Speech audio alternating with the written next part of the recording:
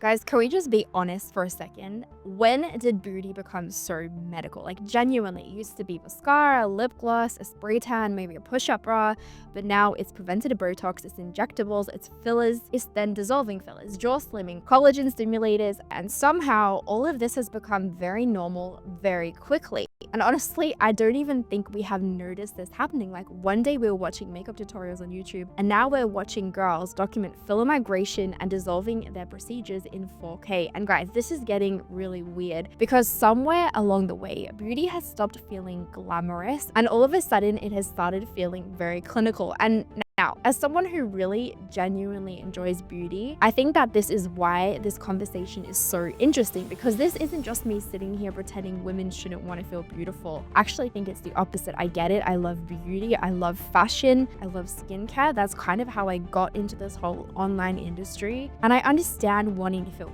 confident, but I also think we need to be asking ourselves, what are we actually participating in? And when did 18 become the new age that we were supposed to start preventative aging? And why did having pores become a problem? And when did everybody start looking like the same person? And why does natural beauty suddenly feel so rare?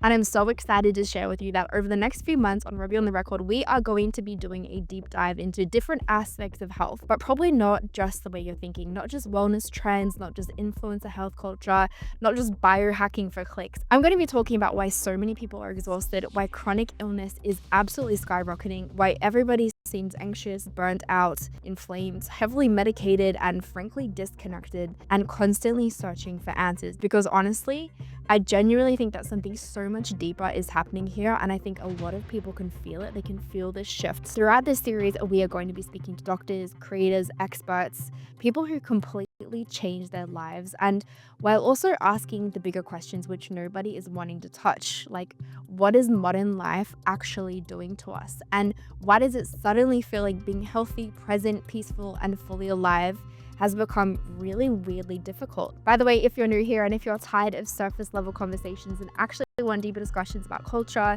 media, faith, and the world we're living in, make sure you join the family. Subscribe to the channel, because this conversation is not just about beauty, it's very much about identity. So let's go on the record.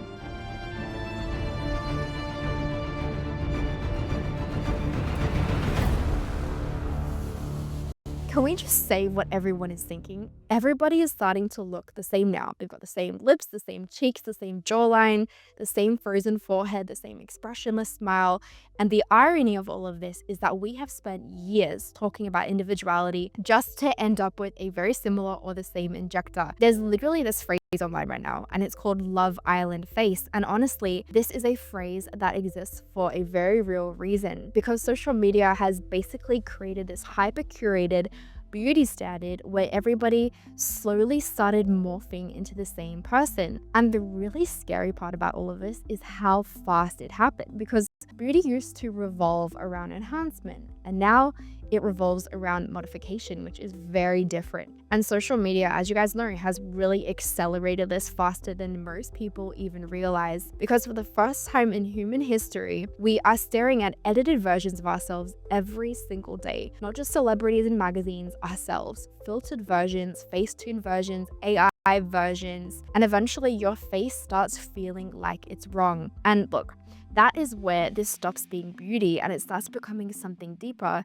something psychological. We used to compare ourselves to celebrities, and now we're actually comparing ourselves to filtered versions of ourselves. And honestly, this is a huge but very, very terrifying shift. And I saw this comment online the other day, and it said that women used to have beauty routines, but now they have maintenance protocols. And honestly, I laughed because it kind of perfectly explained this modern beauty culture, because it's true. It's like it stopped feeling expressive and it started feeling so clinical. And at this point, girls don't even get ready anymore. We basically manage. There's the face icing, there's the gua, there's the Maltake lymphatic drainage, the preventative treatments, injectables. And I was like, this is very real. Like, you open Instagram and sometimes you think these videos are a joke, and they're not. I have a question. I'm like, what are we actually doing, like, genuinely? And at what point did every single influencer apartment start to look like a med spa? And the thing is this, I understand how easy it is to get pulled into this. I understand image, and I understand how social media makes everything feel normal through repetition. If you see enough girls doing preventative Botox, suddenly 18 starts to feel like you're too late, which is actually insane. And I think social media quietly taught us to see ourselves as unfinished, and that is such a dangerous mindset, because once your face becomes this project, there's always going to be another flaw, there's always going to be another tweak, another insecurity, another thing to fix. And here's the truth, the beauty industry profits every single time that we feel inadequate. It's a business model, guys. And honestly, I think the internet has convinced us that having pores is basically a moral failure. That is the level that we are at as a society right now. What's really interesting in all of this is that the internet is entering this new era. You probably have seen it. It's the filler dissolving era. So the same influencers who convinced everyone to get a lot of filler, they're now going viral for coming back and they're dissolving it. And that is so interesting to me. And in a way, it's actually really concerning, because we really watched this whole problem being created on the internet, selling the girls a solution, and now it's selling the girls the reversal, which when you think about it, it's actually insane. And everybody acted like this was this empowerment the whole time. And now we're hearing people talk about things like filler blindness. You heard of blush blindness? Well, now we're talking about filler blindness, where people are literally losing perspective of what natural looks like. And honestly, when everybody around you has filler, when everybody online has filler, eventually overfilled starts to look like the new normal, and natural starts looking tired. And that is basically how warped beauty culture has become. People are starting to wake up, and you're seeing girls say, I don't even recognize myself anymore. You're seeing migration scans, people are dissolving years of filler, people talking about looking older instead of younger. And honestly, some of these procedures truly are aging people, because people are trying so hard to stop aging. They're removing humanity from their faces. I think this is one of the craziest things about modern beauty culture, and it's this natural beauty has become a luxury aesthetic, and that's the irony of all of it. I think one of the reasons this conversation resonates so much with so many people, this is why it is trending, is because a lot of people genuinely don't feel good anymore physically. People are straight up exhausted, they are burnt out, they are inflamed, they are anxious, they are running on caffeine and stress and comparison. And I think we've basically normalized feeling really bad. And that's actually one of the reasons I have partnered with Growgevity. If you've been on the channel, you definitely heard me talk about them.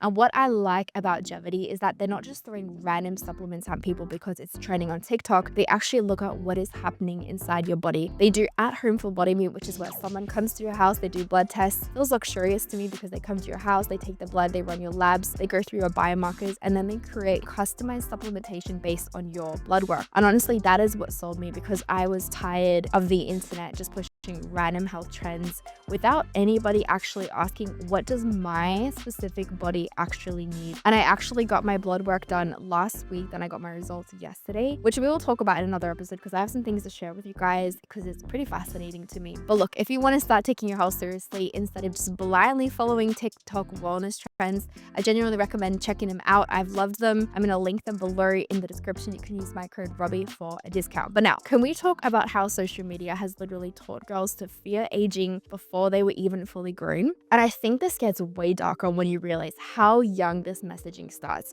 You have the little girls in Sephora. Have you heard about that? The Sephora kids? They are obsessed with skincare routines. These are children. These are kids using products designed for adults. They're talking about prevention. They are talking about aging, and social media treats this like it's some cute thing. This is their 10-step skincare routine. And honestly, I don't find that empowering. I think that's conditioning, because somewhere along the way, little girls stopped learning beauty as creativity and individuality, and they started learning it as this element of maintenance. And honestly, there is a huge difference, because it used to feel fun, it used to feel expressive and creative, and now it feels very much more preventative or corrective or clinical. And honestly, I think social media has introduced this anti-aging anxiety to little girls before they've even developed adult confidence, and that is the real toxic shift. And look, I think this conversation gets deeper than that, because this beauty industry has really become a medical industry. That has been the shift, because now beauty doesn't just sell products, it sells interventions. And honestly, I think this is where it just starts getting really weird, because at some point, all of us essentially stopped buying makeup.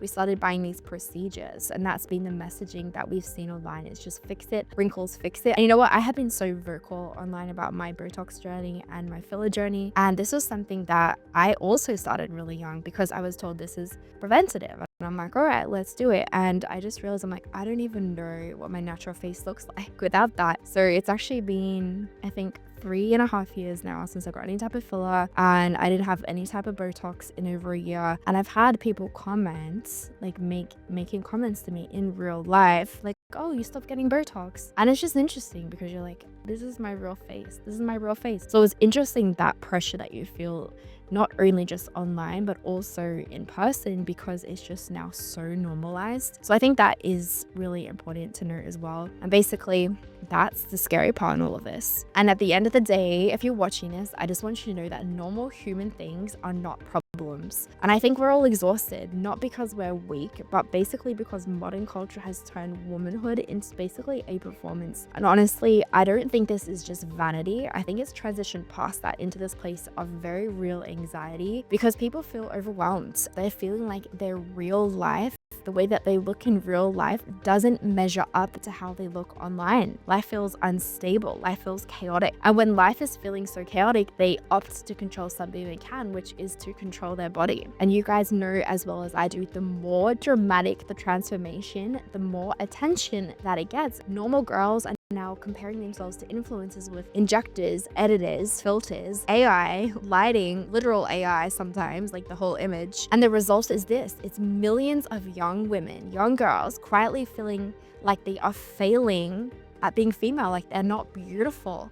It's exhausting having to perform all the time. So let's go off the record for a second. I know I've shared some personal things already, but I think underneath all of this, there is a generation who is terrified that they are not enough as they are. And honestly, I think we have confused self-improvement with self-erasure. And there is a very real difference between taking care of yourself, right, and constantly feeling like you need to fix your appearance. And I want to say this really carefully for a second. I'm not anti-beauty, anti-style, anti-fashion. It's the opposite. I actually think our body is a temple, that we should honor it, that we should take care of it. And I don't think dressing a certain way is bad. But I think peace matters. And I think there comes this tipping point where we really have to ask ourselves, am I doing this because I want to? Or basically because we've slowly been conditioned to believe that our natural face is unacceptable. If your identity is rooted in your appearance, the truth is this: you will never feel secure, because appearances will change, trends will change, public opinions change. One minute the internet will be praising a look, and as we're seeing now, they're destroying it, they're dissolving it. Maybe the most rebellious thing that you as a woman can do right now is to stop apologizing for looking like a human. Guys, it's your turn to go on the record. Comment below, let me know what you think. Do you think the beauty culture has gone too far? Let me know in the comments, and I will see you guys next time.